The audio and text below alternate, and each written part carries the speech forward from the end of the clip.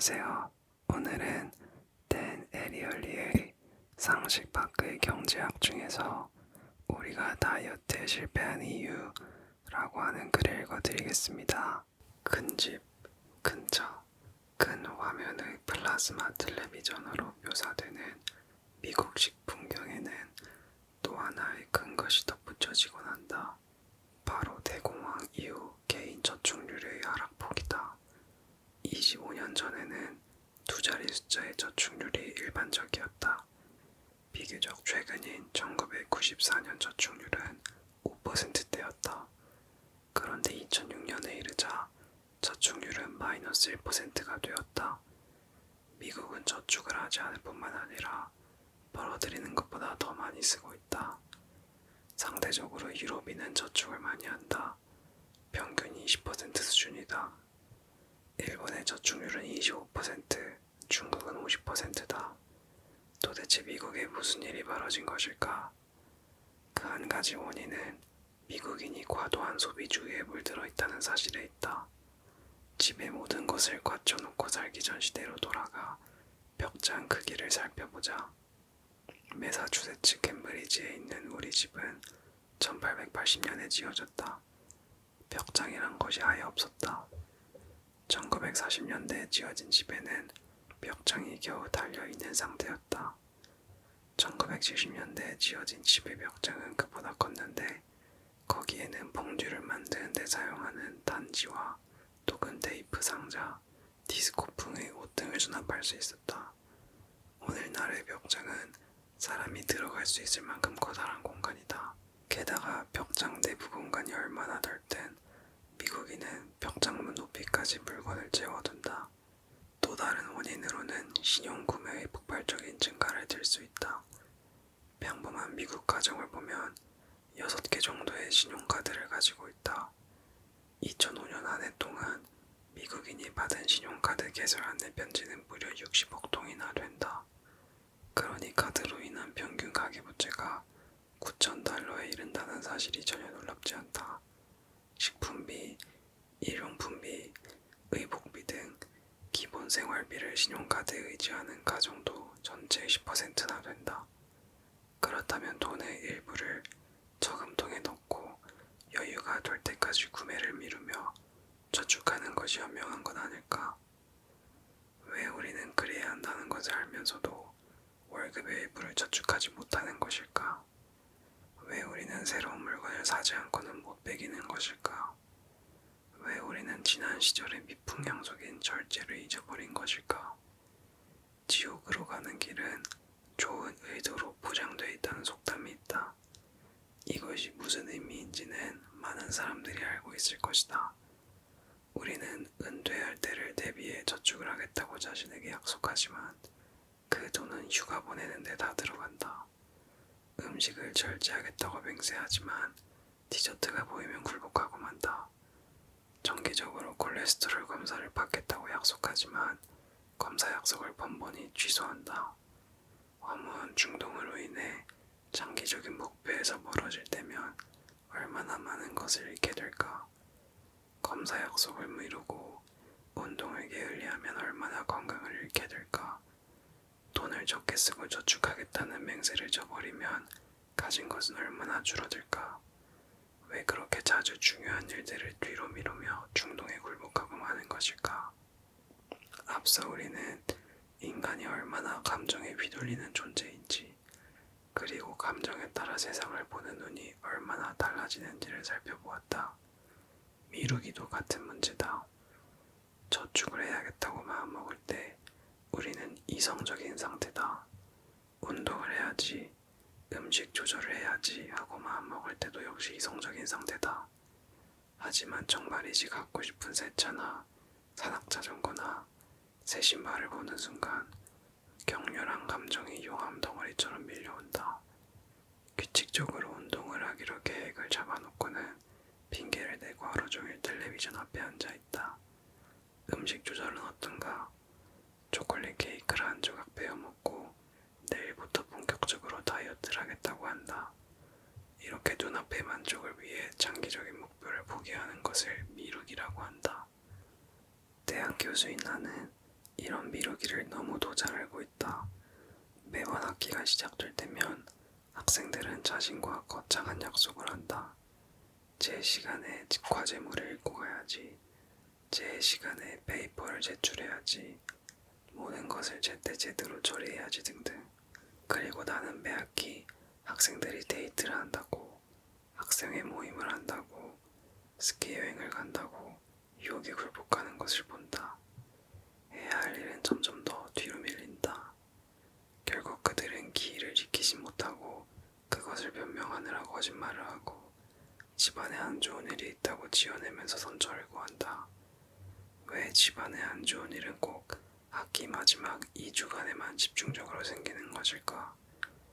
몇 년간 MIT에서 학생들을 가르치고 난 뒤 나는 파리 경영대학의 교수인 클라우스 베르텐프로우와 함께 이와 같은 인간의 보편적 약점의 근본적인 원인을 찾아내어 그 해결책을 제시하기 위해 몇 가지 연구를 하기로 했다. 이번 실험의 기니피그는 소비 행동에 관한 내 행동을 듣는 학생들이었다. 첫 강의가 있던 날 아침, 기대감과 함께 수업 과제를 제때 처리하겠다는 굳은 결심을 갖고 학생들이 자리를 잡자 나는 학생들에게 강의 진행 과정을 설명했다.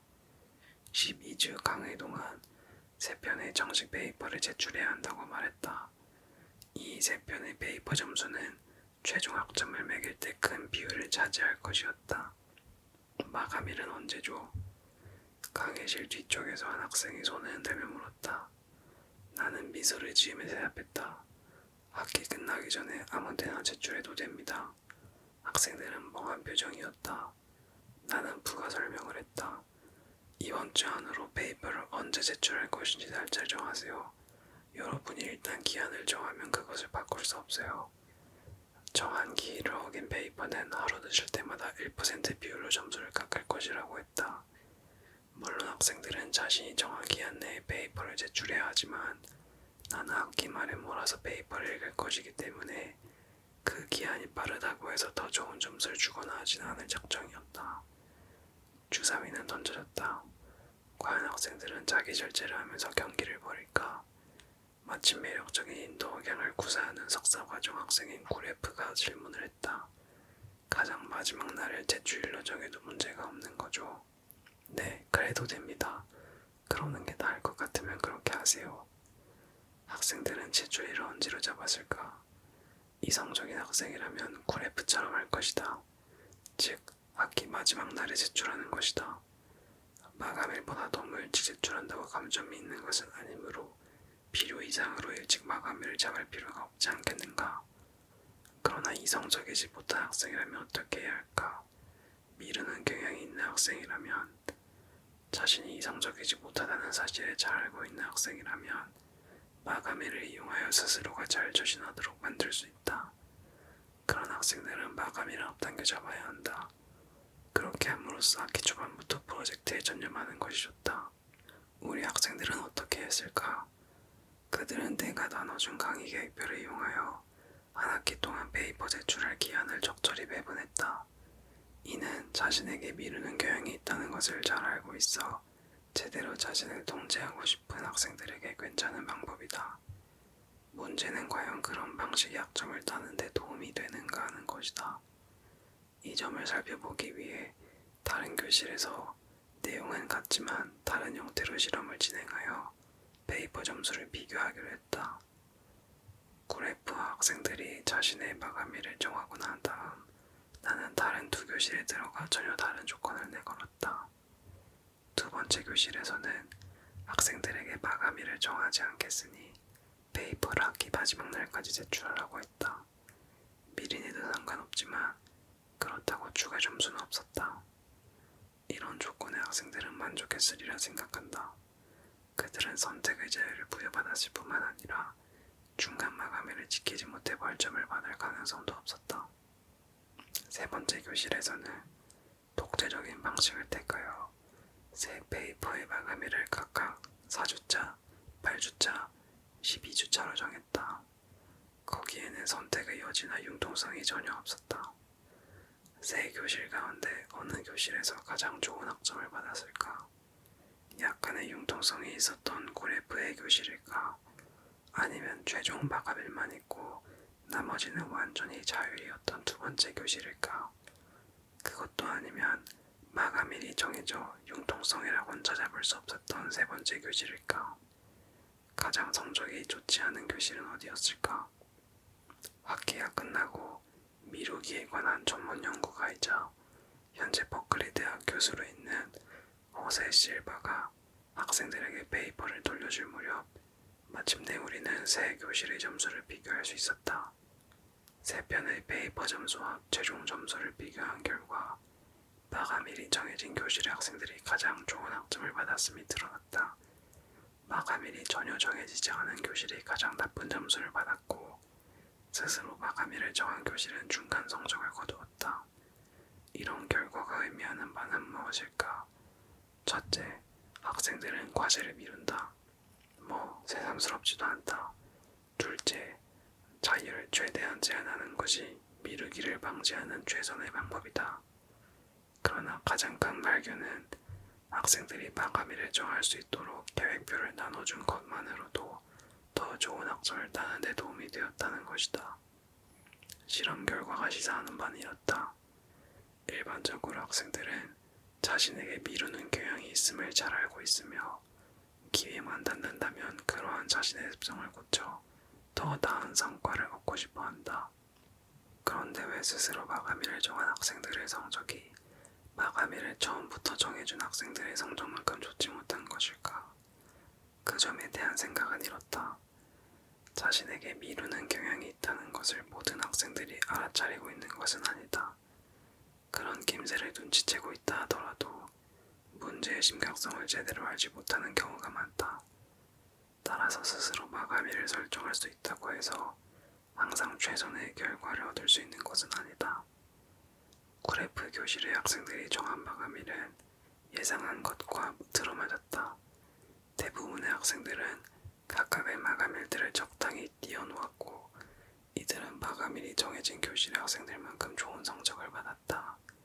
하지만 일부 학생들은 마감일을 충분히 띄워놓지 않았고 몇몇은 아예 마감일을 나누지도 않았다. 결과적으로 마감일을 충분히 나누지 않은 학생들이 교실의 평균 점수를 깎아먹었다.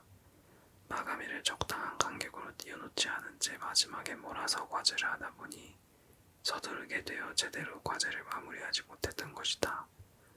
하루 늦을 때마다 1%씩 감점을 하지 않았다고 해도 이들의 결과는 마찬가지였을 것이다.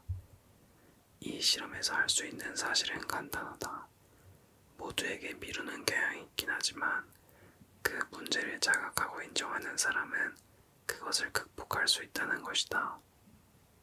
이런 실험 결과가 일상생활과 어떤 관련이 있을까? 나는 관련성이 아주 많다고 생각한다. 유혹을 이겨내고 자기 절제를 하는 것은 보통의 인간들이라면 모두가 바라는 바다. 주변을 돌아보면 사람들이 바른 일에 최선을 다하고자 하는 것을 알 수 있다. 디저트를 다 맞이 않겠다고 맹세하면서 다이어트 하려는 사람도 있고 소비를 줄이고 저축을 더 많이 하겠다고 하는 가족도 있다. 자기 절제를 위해 쓰는 모습은 주변에서 얼마든지 볼 수 있다. 책과 잡지에서도 볼 수 있다.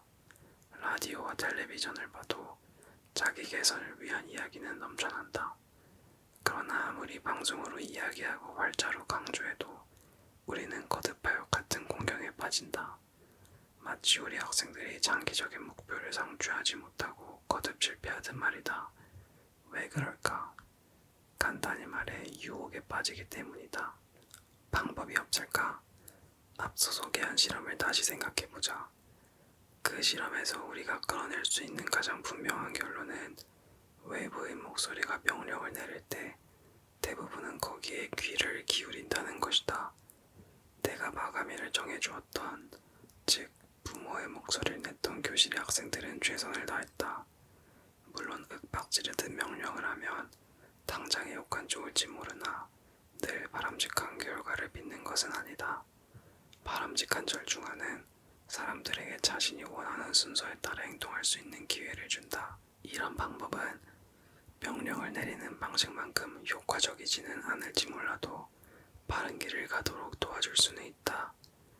자신이 정한 기일을 잘 지킬 수 있는 자리를 마련해주고 그럴 수 있게 훈련시킨다면 그 효과는 더 커질 것이다.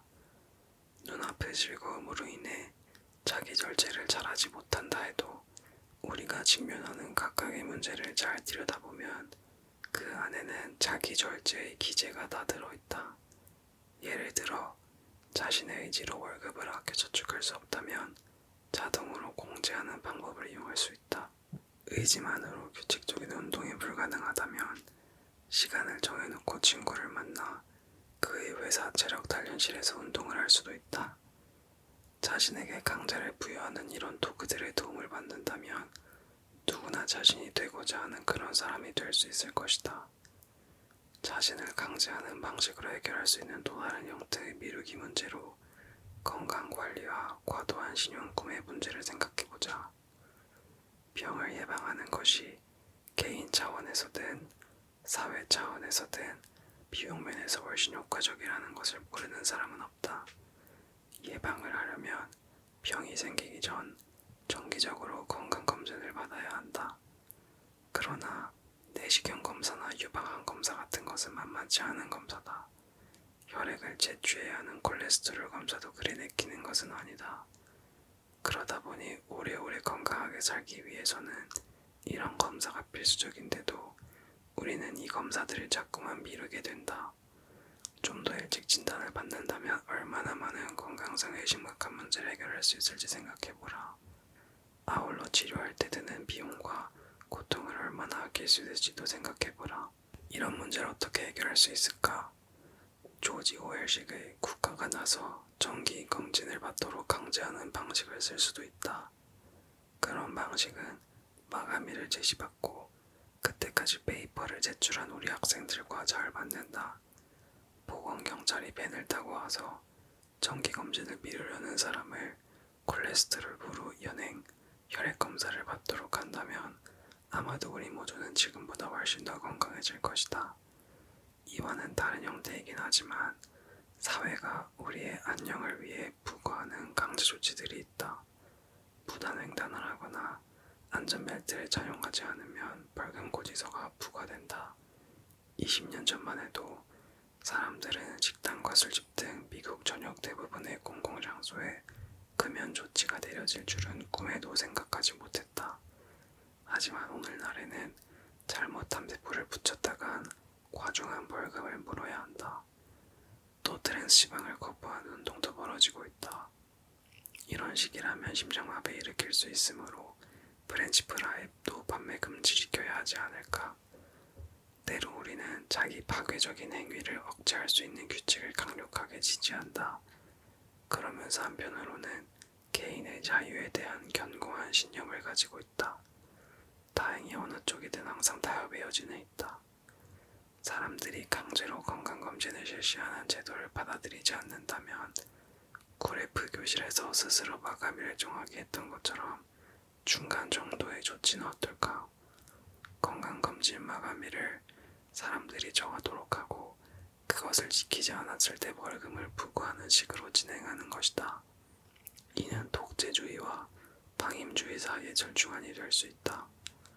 주치의가 당신에게 콜레스테롤 검사를 받아보라고 했다. 이 말은 혈액 검사를 하기 전날 밤에는 금식을 하고 다음날 아침 식사도 거른 채 검사실로 가서 환자들로 북적이는 대기실에 하염없이 앉아있다가 간호사가 어쩌라면 발을 내밀어 피를 뽑게 한다는 것을 의미한다. 그러한 과정이 눈앞에 그려지는 순간 바로 미루고 싶어진다. 하지만 검사비로 선불 $100를 예치했다면 그 $100는 제 시간에 나타나면 환불받을 수 있는 돈이다. 이렇게까지 했는데도 제 시간에 검사를 받으러 가지 않을까? 검사비 $100를 선불로 내는 식의 강제 조항을 받아들일 용의가 있는가? 그렇게 하면 검사를 받으러 갈 가능성이 더 커질까? 좀 더 복잡한 내시경 검사의 경우를 생각해보자. 제 시간에 검사를 받으러 나타나면 환불되는 예치금 $200를 낼 용의가 있는가? 이는 학생들이 자신의 결정에 책임을 지도록 만들었던 구레프 교실에 제안했던 조건을 반복하는 것이 된다. 그렇게 한다면 건강검진을 미루려는 시도를 해결할 수 있을 것이다. 대부분의 의료 절차를 원활히 진행될 수 있게 뜯어고치려면 어떻게 해야 할까? 답을 구하기 전에 한 가지 이야기를 들려주겠다. 몇 년 전 포드 자동차는 차 소유주들이 정기 자동차 점검을 받으러 판매점을 찾도록 하는 방법을 모색하고 있었다. 일반적인 포드 자동차의 경우 정비가 필요한 부품만 1만 8천 개나 되는데 설상가상 그 모든 것을 한낮 한시에 정비하지 않는 것이 문제였다. 더구나 포드가 생산한 차종은 20여 종이 넘는 데다 해마다 새로운 모델이 나온다. 그러므로 그 모든 차종을 정비한다는 것은 상상할 수도 없는 일이다. 차량 소유자와 서비스 안내를 맡은 사람이 할 수 있는 일이라곤 어떤 정비를 받아야 할지 두꺼운 자동차 매뉴얼을 뒤적거리는 것뿐이었다. 이때 포드는 혼다 대리점에서 벌어지는 일에 주목하기 시작했다. 혼다 자동차에 들어가는 1만 8천 개의 부품도 포드 자동차의 부품과 마찬가지로 정비를 받아야 하는 적절한 시기가 정해져 있었다. 혼다는 각 부품의 정비 주기를 크게 세 가지로, 즉 6개월 혹은 5천 마일 주기, 1년 혹은 1만 마일 주기, 2년 혹은 2만 5천 마일 주기로 구분했다. 혼다는 이 구분표를 정비부서 접수실벽에 붙여놓았다. 수백 가지나 되는 점검 목록을 주행거리 기준으로 구분하니 모든 게 한눈에 들어왔다. 이는 차종과 연식에 상관없이 공통된 것이었다. 정비표를 보면 각 정비 항목의 내용과 절차, 가격이 적혀 있었다. 그것을 보면 누구라도 언제 정비를 받아야 할지, 가격은 얼마나 들지 알 수 있었다. 나아가 정비 주기별로 구분된 정비표는 한눈에 들어오는 것 이상의 장점을 가지고 있었다. 운행시간과 주행거리에 따라 받아야 할 정비 목록을 고객에게 알려줌으로써 정비를 미루는 행위를 막을 수 있었던 것이다. 고객은 거기에 따르기만 하면 됐다. 정비표는 간단하여 이해하기도 쉬웠다. 고객들은 더 이상 혼란에 빠지지 않았고 정비를 미루는 일도 생기지 않았다. 혼다 자동차 운전자들이 정해진 날짜에 정비를 받는 것은 어려운 일이 아니었다. 포드의 직원들은 이것을 참으로 좋은 제도라고 생각했지만 포드의 기술자들은 처음에 이를 거부했다. 9,000마일 정도는 오일을 교환하지 않아도 되는데 5,000마일 기준으로 주기를 묶어놓았기 때문에 오일을 교환하면서 필요한 다른 것도 정비해야 했던 것이다. 머스탱과 슈퍼 듀티 트럭은 기술적으로 전혀 다른 차종임에도 같은 정비 일정에 따라야 한다는 것 역시 난제였다. 결국 1만 8천 개의 부품을 정비 주기에 따라 세 가지로 분류하는 것이 기술적 측면에서 문제될 것이었고 오히려 고객 서비스 측면에서 유리하다는 사실을 설득시켜야 했다. 포드 기술자들을 끝내 설득할 수 있었던 결정적 근거는 과정을 복잡하게 만들어 전혀 정비를 받지 못하게 하는 것보다 엄격히 맞아떨어지지는 않을지라도 일목요연하게 정비 주기를 잡아줌으로써 고객들이 정비를 받을 수 있도록 하는 것이 더 중요하다는 데 있었다. 결국 포드는 혼다의 방식에 합류했다. 이로써 포드 고객들이 정비를 미루는 일은 더 이상 생기지 않았고 40% 이상 비어있던 포드 정비센터는 마침내 정비 차량으로 채워졌다.